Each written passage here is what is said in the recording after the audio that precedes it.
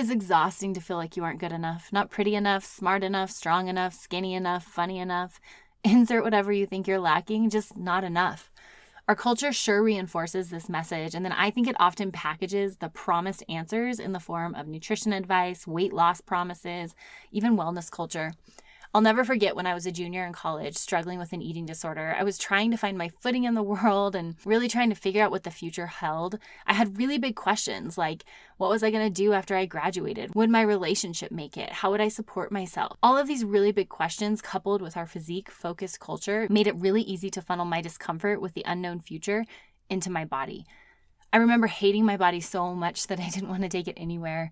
I didn't want to take it to the gym. I didn't want to take it to social events. I just didn't want to take care of it at all. I lacked that overall self-respect because I didn't feel like I was enough, like I wasn't worth being taken care of. When I discovered that the problem wasn't actually my body and that food is my friend, it's my fuel, it's my energy source, it was incredible what doors opened up. All of a sudden, instead of obsessively counting macros or spending way too many hours at the gym working off food I thought I shouldn't have eaten, I had all this extra energy and I could redirect it towards things like my relationship with friends. That's when I met my husband. I started serving a bigger purpose. I realized that I was more than my body and more than my physique.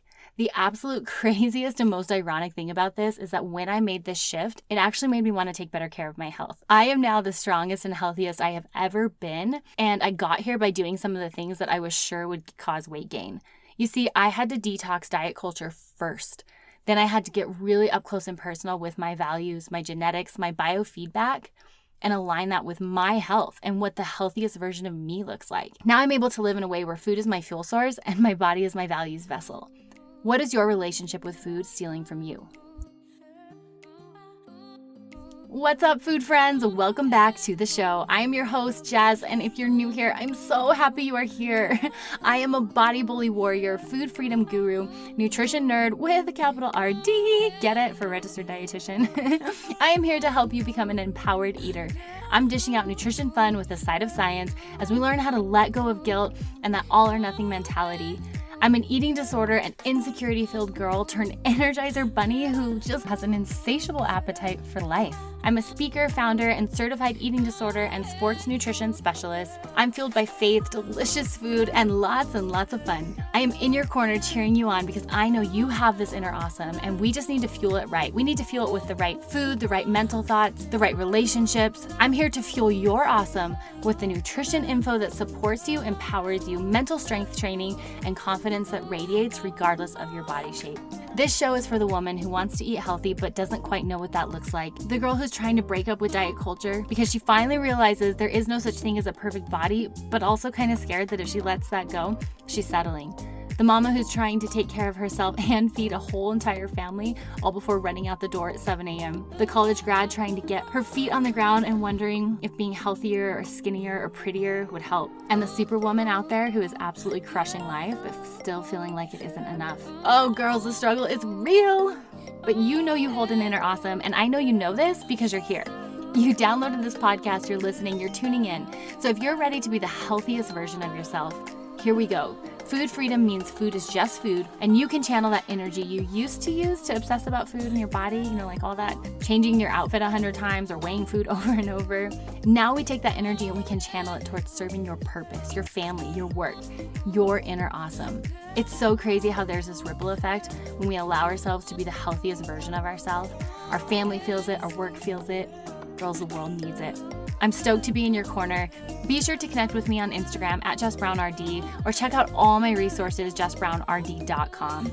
All right, Superwoman, are you ready to channel that inner awesome? We're going to take it up to the next level. Grab a cup of coffee, lace up your running shoes. Let's dive into today's show.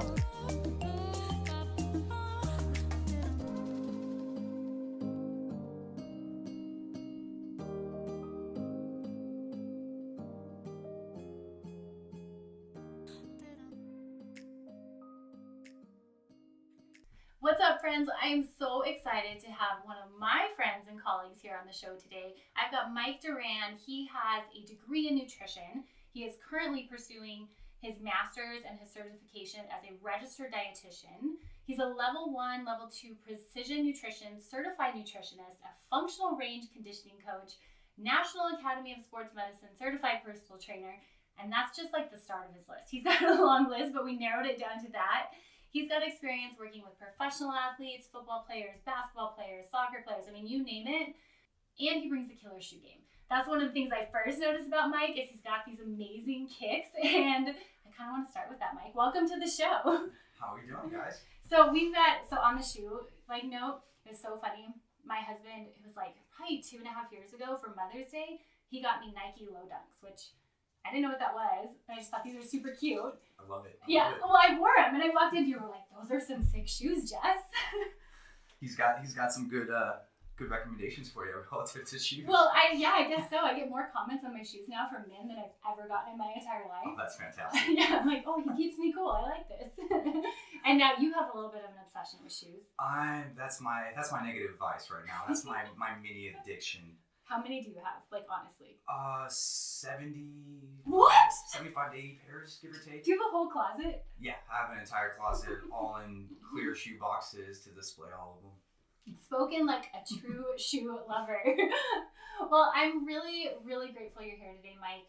We're going to be talking about your story because you have a super powerful story talking about a little bit of like a taboo subject is males, eating disorders, search for muscularity, all that stuff. You ready to dive in? Yeah, let's do this. Well, it's funny. So I was actually talking to one of my girlfriends at the gym this morning, telling her that we were going to record this podcast. And she was like, wait, what? Males and eating disorders? What do I need to know?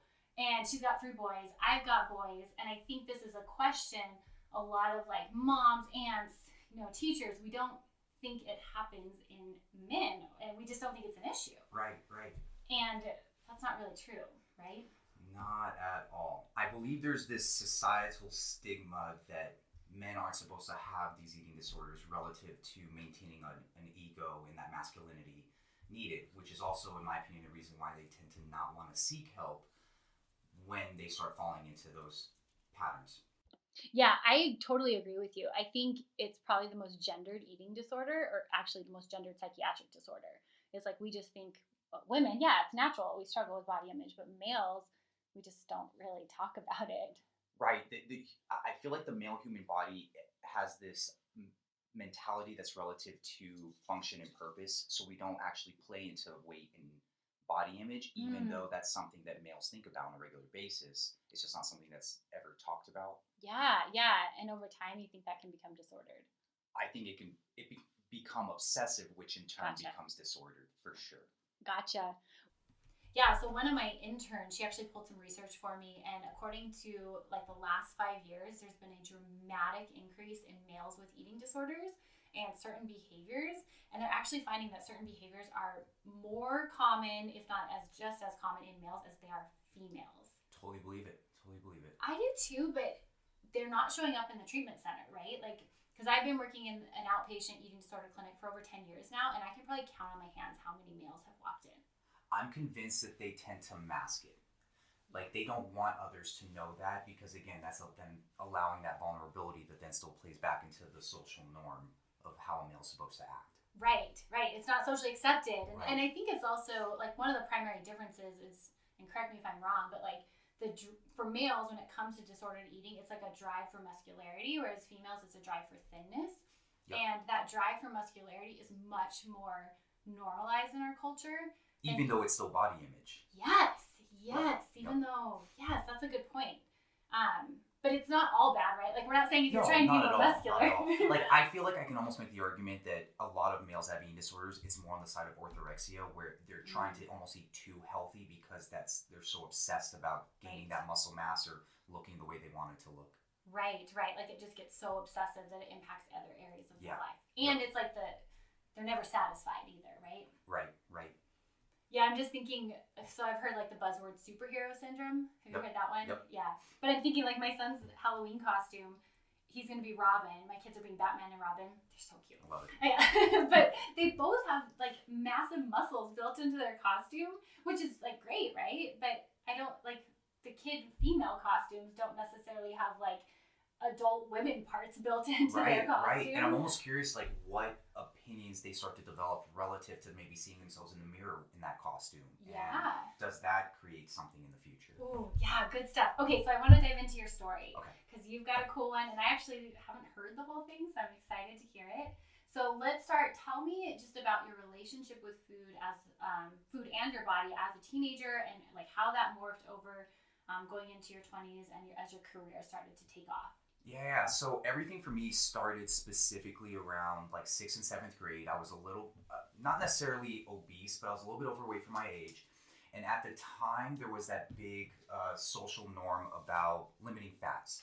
So my parents were obsessed with keeping fats as low as possible. And I don't think they realized at my age how much that impacted me, where anything with fat, then I started to refuse to consume at all relative to what they were telling me. So yeah, the fat-free era, right? Yep, Like the SnackWell's phenomenons and Yep. all that. So how did they convey that message to you that like fat was bad? Like what kind of things would they say? What did they do? Yeah, so I think part of the problem was they didn't actually give me the knowledge to understand it. So it was, all I knew was anything more than 4 grams of fat I wasn't allowed to consume. And then that was just a norm. And my parents would never bring anything in the house that was higher fat. I wasn't even necessarily taught the different types of fat to understand that there is still a hierarchy in terms of what is nutritionally valuable for us. Yeah. So I like what you said. There was no knowledge behind the guidelines. Because a lot of, like, I know the fat-free era has, like, transformed and morphed over the years, but, like, there was some basis for us sucking fat out of foods. Right, you know? right. It's like heart disease is a major issue. We need to reduce saturated fat.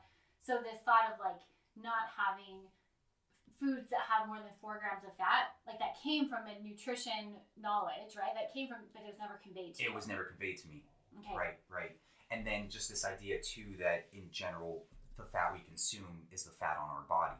That was always the assumption, and that was never changed in my mind until I got older, essentially. Oh, that one's very common in females. It's like dietary fat equals body fat. Right. Like we don't think about that it's actually like a metabolic process when we eat fat, and it actually turns into glucose. And Yep. So then at the time, my dad had actually finished running his last Boston Marathon, and he was getting me hooked on running. And the argument was, I'm running to lose weight, not running to get better at running at the time. So it enticed more eating disordered behaviors to just get better at running, essentially. So I would almost, in a sense, say my journey with exercise was actually in the form of purging in the beginning.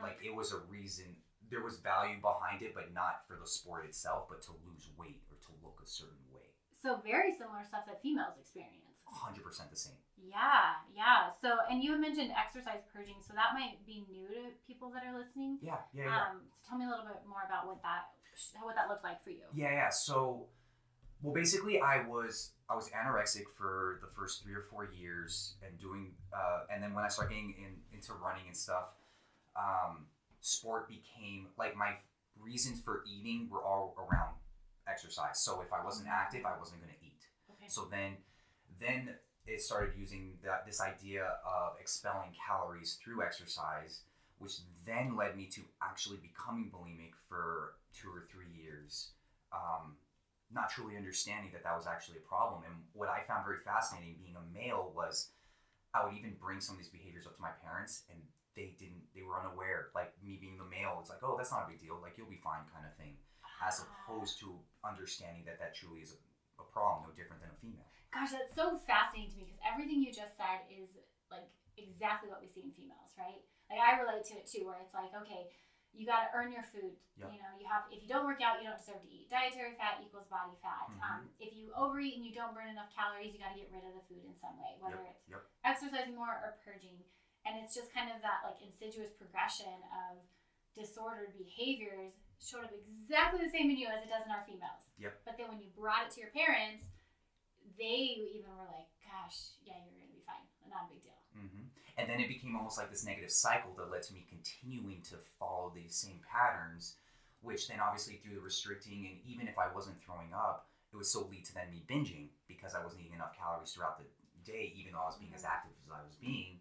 So then that would end up leading to more guilt and shame, which would then lead to me overly exercising, and then I would end up either hurting myself or something would happen. Quality of life would just dramatically decrease without me realizing it was decreased. Yeah. At what point did you realize it was decreased? I mean, because you're aware of it now, so where did you pick up on it? I honestly don't think I was aware of it until college. The good news is that I will say is probably by senior year of high school, because I was so obsessed with sports at the time, it became less of a need to purge. But then I think that's when the eating disorder became more orthorexic, because then it was just about eating as healthy as I can to help with my sport, even though in the back of my mind, body image and weight were still prime movers 100%. Yeah. I just wouldn't tell people that. Well, why would you, right? Exactly. It's a societal norm to keep those type of things quiet. Like, I gotta be that confident, ego-driven male. Yeah, wow, that's really powerful. Well, and I think you're not alone in being like delayed in noticing that it was a problem. I mean, how many people, you work with eating disorders now as well. Yeah. It's like, how many people do you know come into our office and say, oh, I'm doing, I can eat this, but then I have to run 2 miles afterwards. Right. And they think it's normal. Yep. And I'm convinced that a lot of individuals don't realize it's an eating disorder because they're justifying why they're doing what they're doing. Tell me more about that. That's good. Tell me more. So going back to even the idea of exercise relative to purging, like if you can't, I used to, even in my mind, would tell myself, like, if I'm going to indulge, I have to have a reason for why I'm indulging, or else there's no justification for it. So it wasn't even necessarily, well, I guess I could say it was me taking the emotion completely out of it and being like, if there isn't a need for that emotion, why am I indulging? There's no justification if it is. Like, you can't just eat ice cream because it tastes good. Like a routine meal versus an actual justifying an indulgence meal. So then that kind of led to a little bit of that kind of bodybuilding mentality of eating crazy clean and then having that cheat meal, but then that's still catered to the eating disorder of binge eating because I was never actually getting enough calories throughout the day. Yeah. Okay. So like your cycle, would you binge at night or would you binge on your cheat meal? I would, technically both. Okay. And technically the cheat meal would be at night because that's when I would be craving things the most, whether it be like a Saturday night and then I would feel like absolute crap the entire next day, I would always tell myself that's my reminder to not eat like that. So then it kept feeding into why I was reducing calories and nutrients throughout the week to lead to another binge all over again. And then that's where the shame comes in. And that's where the shame comes in. Like, I can't do this right. See, I know I feel like crap, but yet I do it again. And why do I do this to myself? Yep. And even though I may not talk to people about me feeling safe fat, just like I'm sure many other males, they'll very quietly grab their own adipose tissue and pull on it, feeling where they're at. Yeah. Well, so there's some like major themes I'm noticing. So one, you didn't have like this basis of nutrition knowledge when you were younger, which what teenager does, right? Like most of like health class and nutrition education that we get at an early age is so minimal. Like, where would we get that? And I feel like the education that I developed was just the all or nothing approach relative to the way my parents were teaching it to me. Where did you get your nutrition information in high school? Do you remember?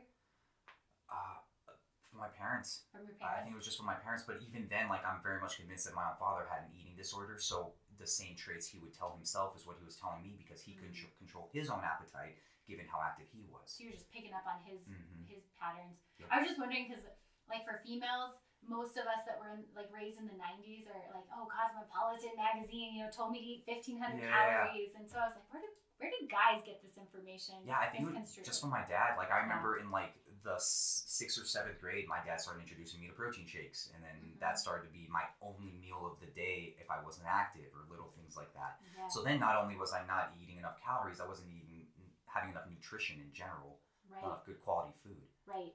Okay, so the knowledge one was in there for sure, and then like this subtle, like poor relationship with your body, like feeling like something's wrong with it, you're just not hitting your goals, and not being able to say that out loud. Right. Like I'm convinced I looked at myself in the mirror as many times as any teenage girl. Yeah. But again, that's not something a male can talk about. Which is so crazy because why wouldn't men have the same struggles as females going through high school? Like everyone's going through puberty, everybody's bodies are changing, and you're in this weird space. And again, I think it's just kind of this double-edged sword where like it's okay for a female to show emotion, it's not okay for the male to show emotion. Do you think that's changing now? I think it is starting to change, but I'm curious to know if social media is what's impacting that in a positive or negative way. Because obviously we know from a female image standpoint, social media is killing it. it's making it a very big problem for females with eating disorders. But I'm still convinced it also is a big problem for males as well. We just don't really think of it that way. Yeah, well, especially being so young and like not standing on solid nutrition knowledge, going through just life changes. When you're in high school and college, you don't know like what your ground is you're standing on, right? Like you don't know what you want to be when you grow up. You don't know if you're going to get married, not married. Like you don't know all that stuff. So it's like, it goes back to like, well, I can control my body. I can control food. And so it like sets us up, I think. And then there was still this very much, and I maybe this is relative to my parents specifically, but there was this idea that you had to be perfect. So it just constantly kept reinforcing this all or nothing mentality, whether it was with food or with school or with something, which would just overwhelm me, and then I'd end up pushing even harder and then get more negative. Yeah, well, because who's perfect? Like, no, exactly, right? Exactly. No one.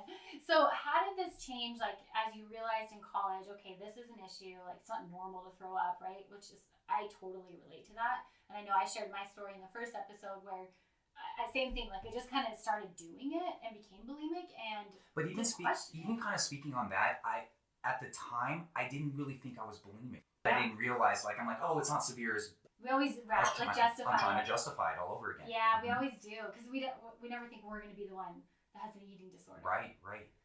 And then especially not having enough glucose in the brain to rationalize those thoughts, like then I end up continuing to follow those patterns, not realizing it's a problem because my own parents aren't even identifying it. I love that you said that. I just have to like park on that for a minute, because not having enough glucose in the brain is so crucial, and I don't think we talk about that enough. How when we're trying to make any behavior change, whatever it is, if we don't have glucose in the brain, we cannot change our behavior because we don't have the tools to create new thoughts. Exactly. Drive me nuts. So we essentially only have our emotional brain to communicate with that reptilian brain. So and that becomes a major problem if we then can't rationalize those emotions. Right. I say this to the folks in our treatment center all the time, where I'm like, it's just glucose. Like whatever they're eating, I'm like, it's just glucose. And I told them I'm gonna get a tattoo of like the glucose molecule. You know how everyone has like serotonin now and caffeine? I'm gonna get glucose. I love it. Okay, so in college, realizing this is a problem, picking up on some of your behaviors and you were in school for nutrition, so you were starting to get nutrition knowledge handed to you. Believe it or not, actually in the beginning, I have a minor in mechanical engineering. What? So I actually started with an engineer major, and then it was actually when my dad was diagnosed with ALS that I switched to nutrition. So then that's actually when all of my nutrition education was focused on the brain specifically, which I think is actually what kind of dug me out of the eating disorder hole, because I wasn't looking at the body in terms of image or weight or even performance, and it was literally, how can I keep my brain healthy long term, knowing that I don't even know if this specific disease is hereditary or not, and how that impacts my decisions. Yeah, wow, that's powerful. So it completely changed how you viewed food and body relationship. Now, to this day, I still feel like I have eating disorder thoughts. The difference is I can choose to recognize it and ignore it. Yeah, and I think that's the big game changer over the years. Yeah, it's like there's this quote that talks about like when you're scrolling on Instagram, if you see something you don't like you have the option to keep scrolling. Right. So in our brain now we get these thoughts still, but it's like we don't have to pause, read the comments, go to the person's profile. Like no, we can just have the thought and keep on scrolling. And I remember so right when I started the nutrition major, I actually started seeing a therapist at the time because everything kept leading to more anxiety and depression because I couldn't quite wrap my mind around how to handle my eating essentially with it. And it ended up actually directing me towards, so starting to see a therapist, it directed me towards understanding that you can't take emotion out of food. And for the longest time, within all my eating disorders, I just kept trying to tell myself, I want to rationalize absolutely everything. And if I can justify it, then I know I'm doing the right stuff. The problem with that is there's emotion with everything that we do, implying that I was actually taking out all the social aspects of my life that was actually leading to my depression and anxiety because I was focusing so much on the food. Oh, like you wouldn't go out with friends? I would not hang out with anyone if I knew that there was something unhealthy or something that wasn't within my parameters in my mind that I can consume. So then that's actually what led into my depression and anxiety, whereas in the beginning I assumed the depression and anxiety was specific to just the eating disorder, not realizing that the eating disorder was causing me to lose that social aspect of life. Oh, that's so powerful, because I think so many people think my relationship with food is going to be healed if I fix the eating. Right. And it's really a two-part process. Like, it is 50% physiological, 50% psychological. Yep. And I mean, you know this from the work we do in the outpatient clinic with eating disorders. It's like we don't like to work without therapists. We need those therapists on the team because we get stuck with our clients, and there is this mental component that cannot be ignored. Right, and then even as I was switching over to the nutrition major and getting the knowledge behind nutrition, which was great, I was still missing that component that was still leading to depression and anxiety, which then kept making me question if I was still having some form of an eating disorder, which I would argue I was. It just wasn't taking the form of the food being the focus. Yes, yeah, and I've said this on the show before, but because I completely relate to that. Like, I stopped my bulimic behaviors like a light switch. Like, I turned them off. Very bulimic of me, right? Like, all or nothing. Yeah. Just turned them off. But I was still very bulimic in life. And what I mean by that is, like, I would binge and purge on friendships. Like, I'd be best friends with someone, and then I was done with them. Yep. You know, I do that with jobs. I did that with money. I did it with shopping. Like, it just kind of trickled and showed up in other areas until I worked on the mental side. Right. And it's kind of interesting too, like I would make the argument that me even saying that I have a minor shoe addiction was me directing just my obsessive mentality towards something away from food and the social. Oh, for sure. I relate to that. Yeah, and the good news is, like, at least I know that I'm not totally financially draining myself, and even though I know that that's still a problem, because again, there's so many individuals out there that have those obsessive mentalities that maybe they can't necessarily get rid of, but at least I can target in a way that isn't impacting my health in a negative way. Totally. Yeah. I mean, the litmus test of it is like, is this harming me more than it's helping me? Right. Because we all need coping tools, and I am a shopper. Got our vices. Yeah. Oh, I am a crazy shopper, and I totally use shopping to make me feel better if I'm having a bad day. But it's not like I'm sacrificing my family's food, right? Or I'm not putting my family in a position where we can't do things together because I have too many shoes in the closet. Yep. I mean, not to say I've been perfect. I've definitely gone overboard on some months. But there's still like that line of just being aware, okay, I'm using this as a coping tool, but it's not one that's damaging. Right. Whereas food becomes a little bit damaging from time to time. Yeah. And then I think that also just within me trying to please my dad growing up with this style of eating, it led me to be more obsessive about like just pleasing people for my purpose. Which also became a problem because then I was never actually trying to fix my own problems, and my problems would just continue to build. And on top of essentially getting some level of transference because I didn't understand how to then listen to other people's problems and not let it impact me in a negative way. Yeah, so it impacts how you help people. Mm-hmm. Yeah. Which is what you're trying to do in this field. Exactly. In the first place. Yeah. But at least now I know how to separate myself from that so it's not leading to my own eating disorders or my own depression all over again or something. Well, I think you bring up a really good point where it's like we're specifically in a field that we help others, you know, be the healthiest version of themselves, but that's going to require us to be the healthiest version of ourselves. And not perfect, but healthy enough that we can separate like our own stuff. And I think that is applicable to everyone, right? Like parents, you're raising kids. It's like we have to be able to separate our own stuff and not project it onto our kids, kind of like what it sounds like you experienced. Right. So like even now, like even some of the stuff I tell myself relative to food, I know I would never tell an eating disorder patient, knowing that I still want to teach this mentality of nothing should be ever off limits, and we don't want to think of even dietitians as the food police or anything like that. But then I know within my own eating style, though, I still sometimes have a purpose or justification, but at least now I'm giving myself more allowance to still indulge from time to time if the social situation permits it. So you got a little bit more flexibility. I'm slowly becoming more flexible with it. Like, I would argue this is still going to be a lifelong journey of me truly kind of getting away from some of those eating disorder mentalities, especially with performance or body image still being valued in our society. Yeah, it's a tough line. So I want to ask you this question. I know you and I have had this conversation before, and we never have a clear answer. But I just want to like have some dialogue around it.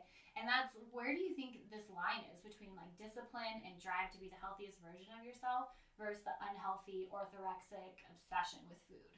Yeah, so I think it's this mentality of moderation in all things. I don't think there's necessarily a right or wrong answer to that because it's relative to the individual and what they're doing just within their daily routine. The way I see it is, as long as the eating style fits the person's lifestyle versus the person trying to fit an eating style that doesn't fit their lifestyle, that's the make it or break it for me. I like that. So if you're eating in a way that allows you to live exactly. a lifestyle. Yep. And that's where I think the problem with like diet culture comes in, is because we compare ourselves to people that don't have our same lifestyle. Right. And we expect to be that. And that's a major problem, because again, those social media people that post that Instagram worthy post don't tell you their life story of how they got there in the first place, right. which they, I'm sure, had their own suffrage that led to them getting to that point. Yeah. I mean, I even feel a little bit of guilt with this in my own self, because I think sometimes people are like, Jess, what do you do to like stay healthy? What's your secret? And like, honestly, part of my secret is I do food for a living. Right. So for people to think that like they're going to know everything I know is just not realistic. For me being in a gym, for someone to assume that they can look the exact same way if they don't have that same active lifestyle. Right.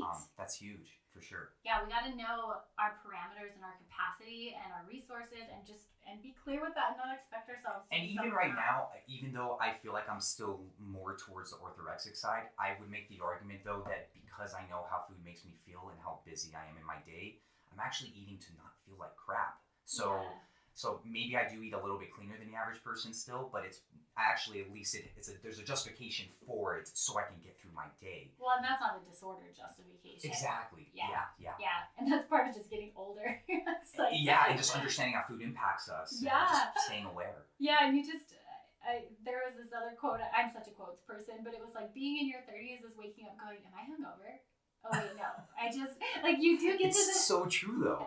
You get to this point where you're like, this is just like getting older, and if I don't take really good care of my body, then I just feel like crap. I feel like crap, and then I can't help those around me that I want to help. Mm-hmm. Well, and I think where you've been fortunate, and I feel like I've been very fortunate, is through our journey with food, like we picked careers that allowed us to heal that relationship. I think so too. Yeah, so we can be in this place now, whereas I work with a lot of women, because I don't see very many men, but a lot of women that come in and they are still carrying that like disordered eating baggage, and now trying to reconcile, well, now I'm in my 30s and 40s and 50s and I need to take better care of my body, but I still feel all this extra stuff. Right. And I think it's important to note that guys in general in this day of age need to learn to be more vulnerable if they want to actually increase their quality of life, or else they're going to continue to be in this hidden image that they can't seem to get out of. Yeah, so let's talk about men and mental health. And I know that's a little off topic, but I think it's important to hit on. Even though most of my listeners are female, I mean, we all have men in our lives. Right. So how can we create like safer spaces for men to talk about their emotion and feel more vulnerable, feel safe feeling vulnerable? I think it has to do with not shunning when they are truly becoming vulnerable. Because most kids, the minute, say, a boy cries, the dad immediately is telling him to stop crying, be a man, this kind of thing.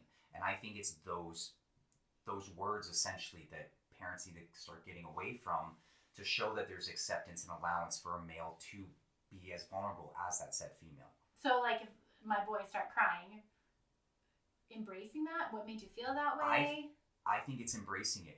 It's the boys that, or guys that end up wanting to really truly seek respect from the parents. Those are the ones that end up falling more into these obsessive routes, because maybe they're not getting that affection that the female got in terms of showing that it's okay to be sad from time to time. It's okay to express those emotions as opposed to holding it in and then it coming out in a more dangerous way. I love that, because let me tell you something about my boys. It is not difficult for me to baby them and love on them and hold them when they cry. So, I mean, of course, I know I need to be age appropriate with that as they grow older, because I do want them to be strong men. But I think embracing that with them, I mean, I'm here for it. I think it sounds wonderful. Yeah, I think it's great. And I think it also comes back to what the male role model is doing, and if he's also showing that sign of vulnerability. Because again, like, I know specifically being a guy, obviously I'm going to look at my dad's behaviors a lot more than even my mom's behaviors. And if there's no vulnerability at all, then I don't understand what that even means to be vulnerable. Oh, that's good stuff. So, and then what about those that don't have a male role model in their lives? That I definitely think is hard, but I'll be honest, I almost feel like that gives them a bit of an advantage if they at least have the female role model, because they already see that vulnerability side, as long as the mother's making it clear that that's okay, as opposed to shunning it when they maybe get emotional. That's good stuff. Good stuff. Okay, so what would you say to all the women out there that have young men in their lives, whether it's sons, mentors, nephews, whatever role they play? what would you want them to know about teaching these boys to have a healthy, productive, and empowered relationship with food? I truly believe it's this idea of moderation in all things, and no food should ever be off limits. I love that, which is really goes against like your all or nothing mentality that it sounds like kind of got you stuck in this corner. It's like all food is safe food, all food is good food. How do you convey that message now in the work you do? So obviously I'm always going to tell any patient that you can consume anything. The thing to be mindful of, obviously, if we still want to have this hierarchy of just health in general, is just knowing that there's a time and place for everything. So if we can have this allowance that's relative to understanding maybe the quality of the food relative to, say, that person's energy expenditure, then there's justification that gives us that allowance but isn't obsessive to the eating disorder side of things. Yeah, there's that, and that's what you didn't get as a kid, right? Right, I didn't understand that. Yeah, so I love that you're filling that role now. In eating disorder world, we call it like being your inner mother, being your inner father, and that's essentially what you're doing, is sharing that with others. Like, here's the knowledge behind it. It's not that you can't have that donut, but let's think about what your goals are and what you're trying to do with your food. Right. And even like speaking on the weight, like I love just learning from you this idea that you don't need to weigh yourself every day or once a week, or because there's so many variables that play into it. And again, if we get hung up on one variable that is actually multiple variables, it's causing more problems. I love that you said that. Would you say one variable that's actually multiple variables? Yep. It's fun. I talk about that all the time. It's like not weighing yourself, and it's so funny when I get clients, they'll email me like almost I'm sorry, Jess, I weighed. Like there's like this fear of like I weighed myself. I'm so sorry. But it's funny how we have such an attachment to that one variable. Right. That one. So do you weigh yourself? I weigh myself maybe once a month, but again, it's on our InBody machine that's actually telling me where that weight number is actually coming from.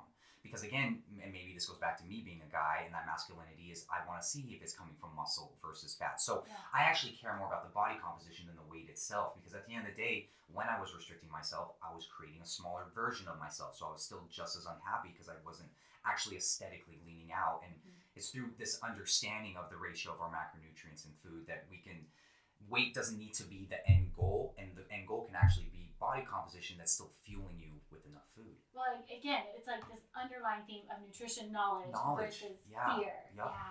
Yeah, that's so good.